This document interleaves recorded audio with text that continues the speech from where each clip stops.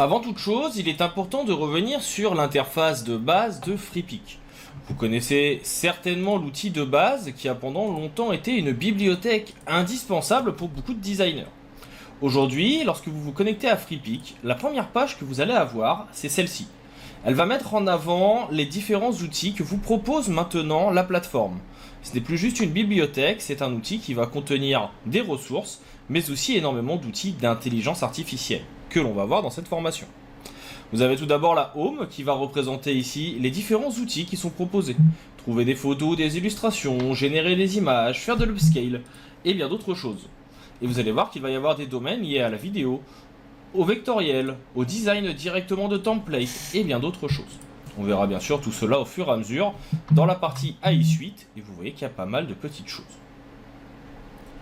Important à connaître, vous avez aussi une partie projet qui va vous permettre de retrouver vos différents projets, la fameuse AI Suite et la partie stock avec les images de base et les images générées que l'on peut retrouver sur le site.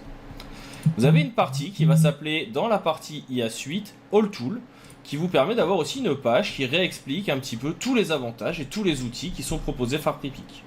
Aujourd'hui, et bien que ça fait un peu bizarre de dire ça, c'est un des outils les plus performants en intelligence artificielle qui est proposé. Vous avez différentes possibilités de pricing, le prix étant disponible ici. Pour ma part, j'ai pris un abonnement à 10 € qui permet d'avoir accès à énormément de choses, des téléchargements annuels et surtout 43 000 images ou 1400 vidéos, ce qui est quand même assez énorme. Je vous invite à tester déjà la partie gratuite pour mettre en main ou prendre en main les différents outils et ensuite à tester le reste. Pour le moment, si vous avez un petit peu de moyens, la formule à 10 € est très bien par mois. 5 € fonctionne aussi. Vous avez déjà 84 000 crédits, donc 1600 vidéos, photos et 500 vidéos, ce qui est plutôt pas mal. Moi, j'ai pris l'autre version pour pouvoir vous permettre de visualiser à l'aide de cette formation tous les outils. Bien sûr, vous avez aussi ici un petit plus avec le Start Creating qui vous permet d'avoir de l'aide pour créer vos propres éléments. Nous, on va directement regarder les différentes catégories les unes après les autres. On regardera et on fera une vidéo pour chacune d'entre elles afin de les prendre en main. On aura l'assistant, le générateur, etc. Il faut savoir aussi que la plupart vont avoir une interface qui sera assez semblable. Vous retrouverez ici votre assistant, l'équivalent du chat GPT, mais aussi la possibilité de retrouver les différentes catégories. Par exemple, dans Explorer, vous retrouverez ici toutes les bibliothèques, les images déjà créées par d'autres utilisateurs, la possibilité ici de créer ou d'éditer vos éléments avec chacune des différents outils. Dans Create, vous retrouverez ici les catégories, que l'on revoit encore une fois ici, vous retrouvez les retouches et autres.